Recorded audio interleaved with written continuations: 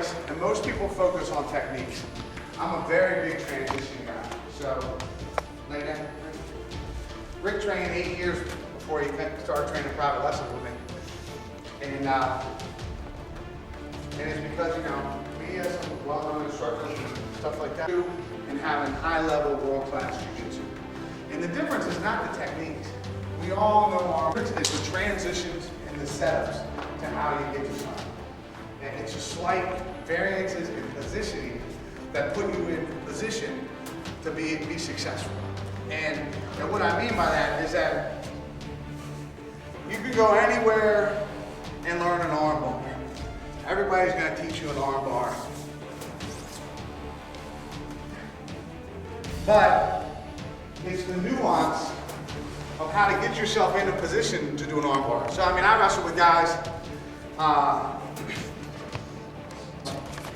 that after 10 years of training, they come train with me to try to fill in the gaps. They know all this information, and they're great instructors. They can teach you 1,000 different moves, different positions, and positioning, placements, but they can't get from point A to point B in a live situation with somebody else because they don't have a shot to a far corner to block. So what they do is they pass, and then they get here, and they come on, and this moment, this fraction of a moment, to where I didn't isolate this far side coming up. I just negated everything that I've done, right? So as I pass, I need to reach and hand fight, and if he comes in, I need to re-hand fight to create position. High pressure on his elbow, third point pressure, lift up tightly.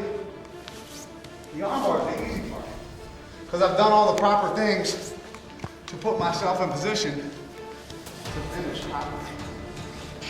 Okay, so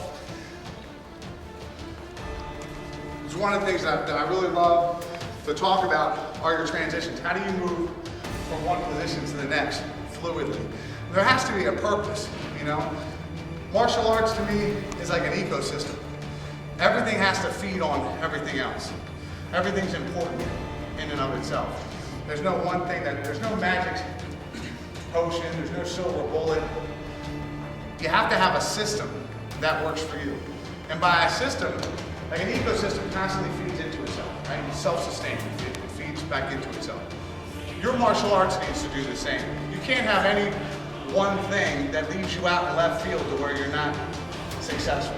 And the biggest thing is, like, if you see a boxer who doesn't have a good strategy, he just has one good punch. If he misses that one punch, he's all the way over here every time, right? But if he hits you with that one punch, he's gonna knock you out. But you need to have a system that, throw you right. So if I bob and weave, even if I don't hit him with anything, I'm left in a position where I can start my attack all over again. Your jiu-jitsu, your martial arts, your Thai boxing, but those things have to do with transitions. How do I set up a step? What do I do if I miss this step? How do I slide? What do I do if he comes back? I move, come back. I don't want to leave myself in a perilous situation, right? Like I do something that's so stupid, I just dive in and I gotta get caught in guillotine.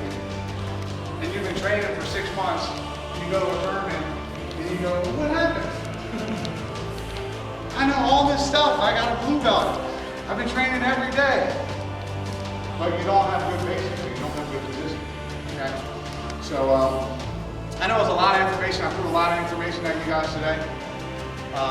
Any questions before we wrap up?